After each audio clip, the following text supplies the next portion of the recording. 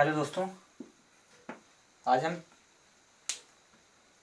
Simple arithmetic का ये question solve करने वाले हैं। 64 की power 2/3 bracket close 1/2 divided by 1/2 की पावर 2 का मान ज्ञात कीजिए।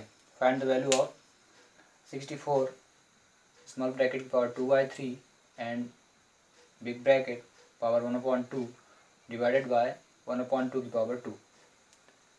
इसको करते कैसे हैं, तो इसमें कुछ रूल हैं। जैसे x की पावर m, देखिए x की पावर m की पावर n दी है। इफ़ इसको सॉल्व कैसे करते हैं, पावर से पावर को इंटू कर देते हैं, x m इंटू n। ये पहली कंडीशन हो गई पावर सॉल्व करने की। दूसरी सोल्यूशन क्या होती है, पावर सॉल्व करने के और सारे फार्मूले। यदि बेस सेम हो, x की पावर m हो और x की पावर n हो, देन x की पावर m प्लस n लिखते हैं। यदि बेस सेम है, आधार दोनों के समान है और घाते अलग अलग हो, तो दोनों को जोड़ देते हैं। ये घातांक से रिलेटेड क्वेश्चन है। तीसरा, इफ x पावर m और divide x power n then become x power m minus n। ये पावर से रिलेटेड सभी कॉन्सेप्ट मैं आपको बताते जा रहा हूँ और ये फार्मूले बहुत ही इंपॉर्टेंट है, इनको आपको याद रखना है। किसी भी कहा जाए कि सिंपल अर्थमेटिक्स या घातांक से रिलेटेड क्वेश्चनों को सॉल्व करने के लिए बहुत ही इम्पोर्टेंट है। जो कंपलसरी भी है कि क्वेश्चनों में ऐसे कॉन्सेप्ट का यूज़ करना जायज़ भी होगा। ये कुछ कॉन्सेप्ट हुए। एक और होता है पावर में, x की power m and also y की पावर m। देन यदि बेस अपोजिट हो, बेस आधार अलग अलग हो, घाते सेम हो, तब क्या करते हैं कि x into by then become power m। घातों का गुणा करके और आधारों का गुणा करके घात ऊपर लिख देते हैं।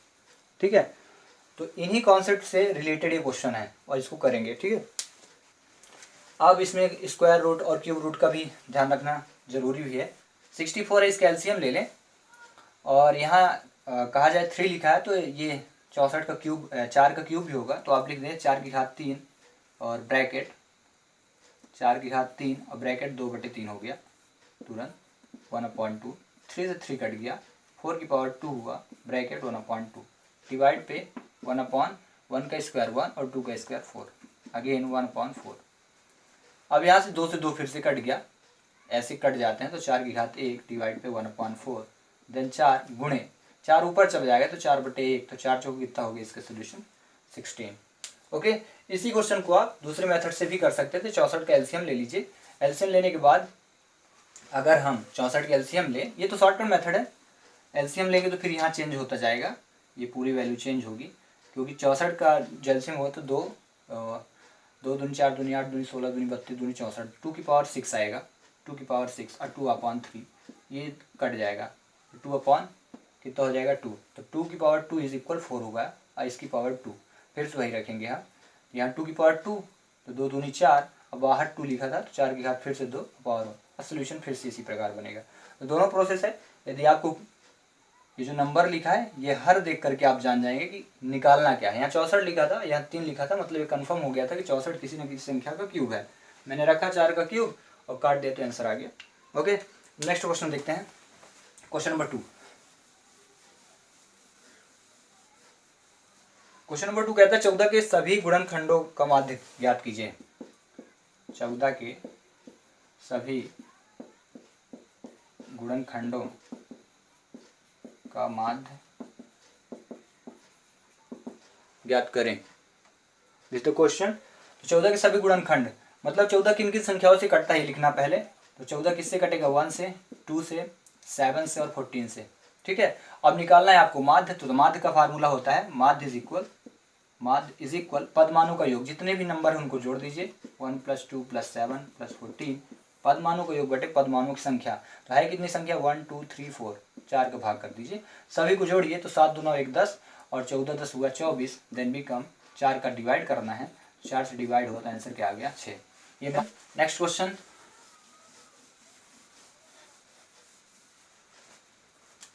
क्वेश्चन अगला जो है वो कह रहा है किसी संख्या का 3/4, किसी संख्या का 3/4 उस संख्या के उस संख्या के 1/5 से 11 अंक 1/5 से 11 अंक अधिक हो तो संख्या ज्ञात कीजिए। तो संख्या ज्ञात करें। क्वेश्चन ये है कि संख्या का 3/4। तो जब ऐसी कंडीशन है क्वेश्चन में संख्या की जिक्र करें, संख्या के बारे में बात करो, संख्या ना दी हो तो पहले ही संख्या आप मान लो x। ठीक है, बात यह है कि 1/4 मतलब 1/4, 3/4 तो 3/4, 2/3 मतलब 2/3। ये सारी चीजें आप जाने। का जिक्र हो तो का मतलब होता है गुणा, गुणा का चिन्ह यूज कर लें। कुछ ये कॉमन चीज है जो आपको जानना होगा।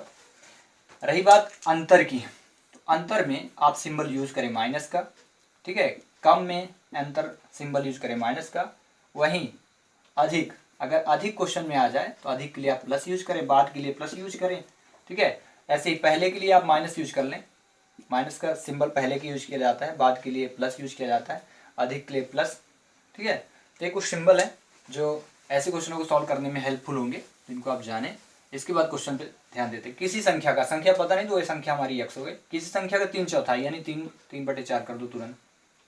3/4 का, मैं क्या बोला था, का मतलब इंटू। किसी संख्या का x का 3/4 चौथाई उस संख्या, मतलब वही संख्या फिर से लो, उस संख्या के, फिर से इंटू का की के मतलब इंटू के 1/5 तो 1/5 से। ठीक है, तो से के लिए कुछ ना कुछ सिंबल आ जाएगा। से 11 अंक अधिक, अधिक मतलब +11 इज इक्वल टू लिख देना है। ओके, अब इसको सॉल्व करना है तो 3x हुआ, 3x/4 बराबर x/5 गुणा कर दो +11।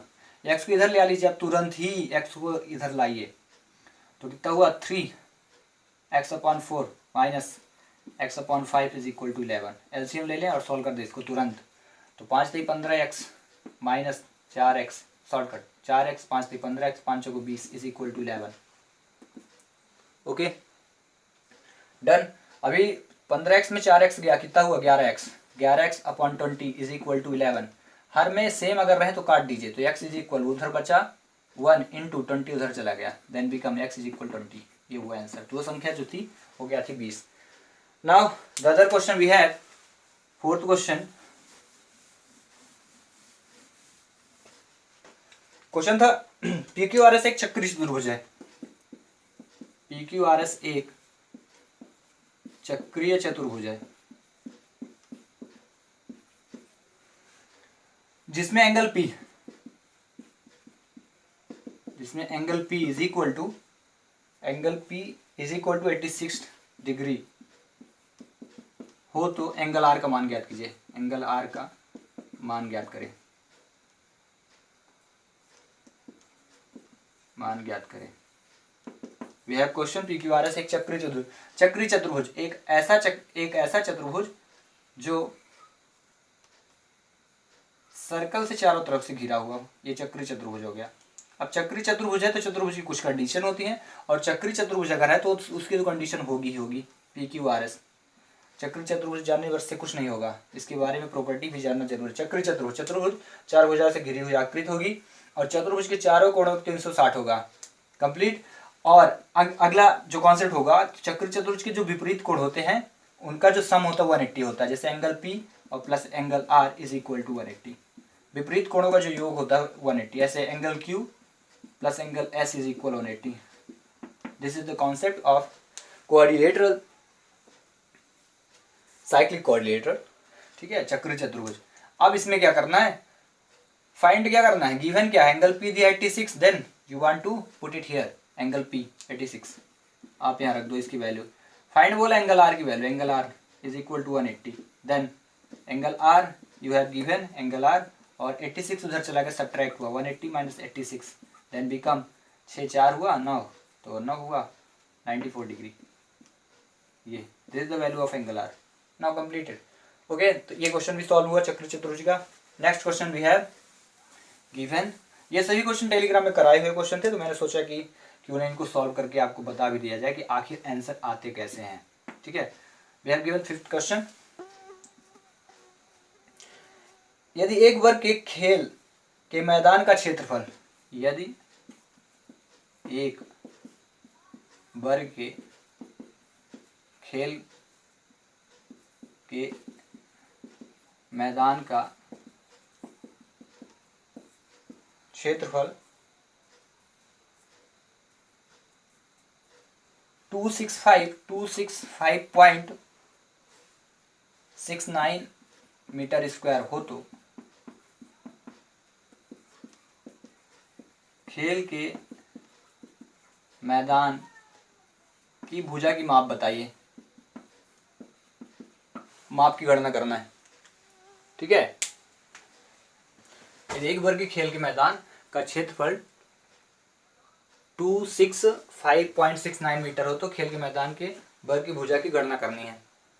We have to find out. अब ऐसे क्वेश्चन को सॉल्व करने के लिए गौर से देखना है क्या दिया है, वर्ग। अब वर्ग क्या होता है, नाउ लुक एट हियर। वर्ग एक ऐसी आकृति होती है जिसकी चारों भुजाएं क्या होती हैं, बराबर, स्क्वायर, ठीक है। और सभी भुजाएं बराबर के साथ साथ प्रत्येक कोण 90 अंश का होता है, दूसरा कॉन्सेप्ट, ठीक है। अब वर्ग अगर दिया है तो वर्ग की परिमाप, भुजाएं, वर्ग का क्षेत्रफल सब कुछ बनना चाहिए। कॉन्सेप्ट क्या हुआ, सही भुजाएं इक्वल, ओके, सही भुजाएं इक्वल होंगी, जैसे ABCD वर्ग हो गया। प्रत्येक कोण 90 डिग्री, दो कॉन्सेप्ट हो गए, ठीक है। और जब सही भुजाएं बराबर तो देन इनकी साइड होगी AAA, ठीक है। अब इतना बनने के बाद आपको और चीज जानना है वर्ग के बारे में। वर्ग का क्षेत्रफल, the square area of square, वर्ग का जो क्षेत्रफल होगा वो होता है साइड का स्क्वायर, A स्क्वायर। वर्ग का परिमाप, पेरीमीटर ऑफ स्क्वायर, वो होता है 4 इंटू साइड, यानी 4 गुणे A। वर्ग के विकर्ण की माप, वर्ग के विकर्ण की माप जो होगी वो होती है √2A या A√2, ओके। ये ऐसे कॉन्सेप्ट हैं जिनके बिना क्वेश्चनों को सॉल्व करना आसान है ही नहीं। अब बात क्या करते हैं, वर्ग के खेल के मैदान का क्षेत्रफल दिया गया क्षेत्रफल, देन आप इनको मिटा दो, सिर्फ और सिर्फ। मैंने इससे पहले यहाँ पे क्षेत्रफल 2 बार लिखा था। वर्ग का परिमाप था 4 गुणे, मैं बोला सही था बट लिख गलत दिया था। Then you want to erase, आपको मिटा देना वहाँ पे और लिख लेना है वर्ग का परिमाप इज इक्वल 4A, ओके। अभी हमारे पास क्षेत्रफल दिया 265, देन यहाँ पे रख देते हैं 265.69 is equal to A square. बोला भुजा की माप, एक भुजा की माप निकालनी है, खेल के मैदान के एक भुजा की माप A स्क्वायर निकालना है। तो देन आप A लिखो, अंडर रूट में 265.69 कर दो। अब इसको सॉल्व कर लो, वर्गमूल है, वर्गमूल सॉल्व करना बहुत आसान। जैसे 4 का वर्गमूल निकालना है तो क्या करोगे, 4 का तुरंत एलसीएम निकाल लो, 2 गुणे 2 इज इक्वल, ऐसे 4 गुणे 2 पेयर बना, आंसर क्या आया, 2 आया, ठीक है। यदि याद है तो और आसान है, जैसे 25 का वर्गमूल क्या हुआ, 5 हुआ, ठीक है, याद है तो, if you have remember, otherwise you can't do this, you can't do these questions, okay. यदि याद है तो, अगर याद नहीं तब भी उसके लिए ट्रिक। अब यहाँ पे नो डाउट क्या करना है, इतना बड़ा नंबर दिया, वर्गमूल निकालना है। ट्रिक काम करेगी यहाँ पे। ट्रिक के वर्ग में घात 2 होती है, सीधे 2 लाइन खींचेंगे, 2 नंबर पे लाइन खींचे, और जो 9 है, मतलब जो पहला अंक होगा वो किस संख्या का वर्ग है बाहर रखेंगे। तो किसका वर्ग होता है, 3 और 7, 3 त्रिका 9, 7 7 49, ओके। इतना करने के बाद जितनी संख्या इधर बची है, ठीक है, 265, तो अब वर्ग पढ़ लो कि 265 से ज्यादा ना हो। तो जैसे 11 में आते, 11 का वर्ग जो होता है 121, 12 का 144, 13 का 169, 14 कितना हो गया 194, 15 का 225, 16 का 256, तो 16 का हो गया 256, और 17 का 289। जब 17 का 289 तो 289 ज्यादा हो रहा है तो 16 लिख दीजिए, दोनों तरफ 16। ये कंफर्म ये बता रहा है कि ये जो नंबर है या कि 163 का वर्ग है, वर्गमूल है, या कि फिर 167 का वर्गमूल क्या होगा, 167, मतलब 167 का वर्ग ये होगा, या कि 163 का वर्ग ये होगा। ये कंफर्म हो चुका है। बट हमारे पास इस क्वेश्चन में ऑप्शन दिए थे 165, 163, 164, अदरवाइज 144, ऐसे करके ऑप्शन दिए थे। तो ये तो कंफर्म हो गया, 167 होगा ही नहीं, ठीक है। तो आंसर हमारा जो होगा 163, पॉइंट में थे, सही पॉइंट में थे, देन आपको पॉइंट लगाना है। अब मान लीजिए ऐसा क्वेश्चन करने के बाद आप पॉइंट कहाँ से कंफर्म करेंगे, तो यहाँ देख लेना कितने अंक बाद दशमलव है। अगर 2 अंक बाद दशमलव है तो वर्गमूल से बाहर 1 अंक आएगा। अगर 4 अंक बाद दशमलव है तो वर्गमूल से बाहर 2 अंक तक जाना है, ठीक है, ये याद रखना है। यहाँ पे वर्गमूल में 2 अंक बाद दशमलव था, तो जब वर्गमूल निकल आएगा तो कितने अंक बाद लगाओगे, 1 अंक बाद। अगर यही 4 अंक बाद दशमलव होता तो फिर कितने अंक बाद दशमलव लगाते, 2 अंक बाद लगाते। ये कॉन्सेप्ट रहेगा, ठीक है। जब वर्गमूल लगाएं तो ये ध्यान ऐसे ध्यान दें कि वर्गमूल में दशमलव था ही नहीं, और निकाल लें, उसके बाद पॉइंट लगा दें। ठीक है, तो इसका जो आंसर होगा वो क्या होगा 16.3 मीटर। ये आ गया आंसर 16.3 मीटर, इसका हो गया आंसर। यदि आप चाहते हैं चेक करना कि इसका आंसर ये जो वर्गमूल है कि नहीं है 163 का, तो आप क्या करो, लास्ट में उत्तर की जांच करने के लिए दोनों को 2 बार गुणा कर दो, और गुणा करने पे जिसकी वैल्यू आ जाए ये इस प्रकार, वही आंसर होगा। बट यहाँ कंफर्म है, हमारे पास ये डेटा दिए थे आंसर शीट में, then we want to follow these are numbers and we have given the correct answer are 16.3. okay, now the other question we have,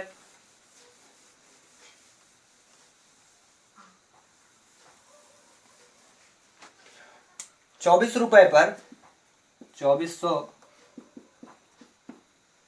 रुपए पर 2 वर्ष के लिए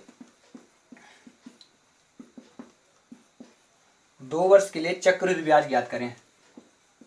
चक्रवृद्धि ब्याज ज्ञात करें। ठीक है, इसके लिए फार्मूला होता है CI is equal to A bracket P bracket 1 + R upon 100 power N। N क्या है, समय, ये जो 2 वर्ष दिया है। R क्या है, दर मतलब प्रतिशत। 24 रुपए पर 2 वर्ष के लिए 24 रुपए पर 2 वर्ष के लिए 5% प्रतिवर्ष था। 5% प्रतिवर्ष प्रतिवर्ष पर चक्रवृद्धि ब्याज की गणना कीजिए। तो दर, R मतलब परसेंटेज, यानी जो लिया 5%। CI निकालना, कंपाउंड इंटरेस्ट चक्रवृद्धि ब्याज बोलते हैं। ठीक है, P क्या होता है, मूलधन। आप रख दो सबको, 2400 रख दो, ब्रैकेट 1 + R की वैल्यू कितनी है 5%, then you want to put it here the value of R 5/100 power N कितना, समय कितना 2 वर्ष। अभी आप क्या करो, तुरंत ही काट दो, 5 से कट गया, कितना हुआ 1 + 1/20 की पावर हुआ 2। इसके बाद आप 2400 लिखो तुरंत। एक काम करना, CI निकालना, -1 कर देना, फार्मूले में -1 रहेगा। ठीक है, इंटू अभी ये 20 एकम 20 और 1 21, यहाँ लिखेंगे 21/20 की पावर 2 -1। ठीक है, ये हो -1। ये ब्रैकेट का जो कॉन्सेप्ट है वो ऐसे है और फिर ऐसे है। ठीक है, अभी मैं इसको short, small bracket then big bracket ऐसे लगा देता हूँ। सिमिलरली उसी प्रकार से सभी जगह we want to use bracket. ये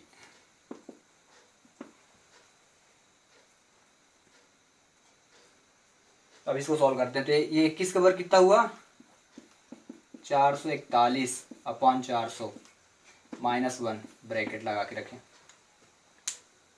ठीक है, अब इसको सॉल्व करते हैं। तो कितना हुआ 2400 इंटू 400 एकम 400 441 - 400 अपॉन 400 ब्रैकेट आल्सो बिकम, कितना हुआ 2400 इंटू 41/400।